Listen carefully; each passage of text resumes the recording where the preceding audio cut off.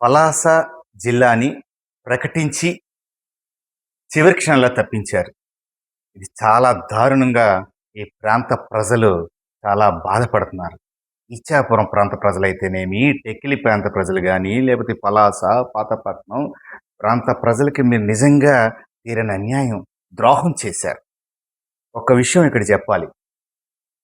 విభజన ఆంధ్రప్రదేశ్‌లో 13 జిల్లాలు మనకుండేవి. 13 జిల్లాల్ని 26 చేశారు.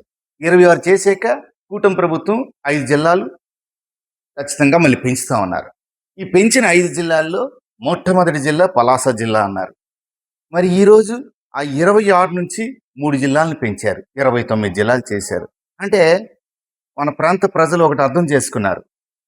పాత 12 జిల్లాల్ని 28 జిల్లాలు చేశారు. పాత 12 జిల్లాల్ని 28 చేశారు. ఏంటి మీ ఉద్దేశం? మా శ్రీకాకుళం జిల్లాని అలాగే అట్టిపెట్టేశారు. ఏంటి అన్యాయం?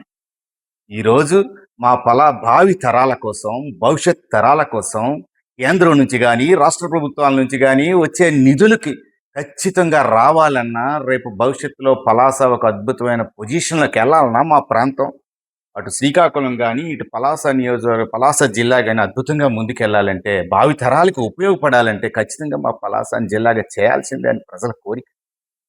ఆల్రెడీ మీరు పలాస జిల్లాను ప్రకటించారు, చేసేసారే అనుకున్నారు ఇక్కడ ప్రాంత ప్రజలు. అసలు అన్యాయం ఇది. ఒకటి మాత్రం గుర్తుపెట్టుకోవాలి, రాజకీయ నాయకులు ఒకటి మీరు గుర్తుపెట్టుకోవాలి దయచేసి. ప్రజలు ఏమనుకుంటున్నారు తెలుసా?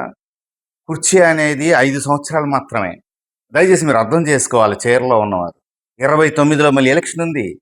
నిజంగా ఇచ్చాపురం, పలాస ప్రాంత ప్రజలు ఏ రకమైనటువంటి తిరుగుబాటు చేస్తారనేది మీరు చవి చూస్తారు రేపు 29 ఎలక్షన్స్లో. ఖచ్చితంగా పలాస జిల్లాని ప్రకటించాలని మేము వినయపూర్వకంగా కోరుకుంటున్నాం.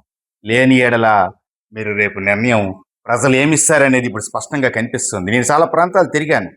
ప్రతి ప్రాంతంలో కూడా యువత, వ్యాపారస్తులు, కార్మిక, కర్షక, వర్తక సంఘాలందరూ కూడా ముక్త కంఠంతో చెప్తున్నారు, సార్ మాకు పలాస జిల్లా వస్తే చాలా బాగుంటుందండి, ఇది అన్యాయం అండి అనేది. ఎవరు ఆపారు, ఎందుకు ఆపారు అనేది కూడా వాళ్ళు చెప్తున్నారు. పేర్లు చెప్పలేం, ప్రజలకి స్పష్టంగా తెలిసింది. ఈ విషయాలు ఇవేమీ ఇన్నాళ్ళ కాదు. సోషల్ మీడియా ఉంది, ప్రపంచం, మనం ఏం మాట్లాడుతున్నాము, ఏం చేస్తున్నాము అనేది ప్రజలు మనకన్నా తెలివైన వాళ్ళు. ఏమో అనుకుంటున్నారు, మేము గెలిచేసాం కదా, మాకు ఏం జరుగుతుందో మాకు ఏం పట్టించుకోరలే అని. ఖచ్చితంగా 29లో పలాస జిల్లా ఇవ్వకపోవడం వల్ల జరిగే నష్టాన్ని, ప్రజా తిరుగుబాటుని మీరు చూస్తారు.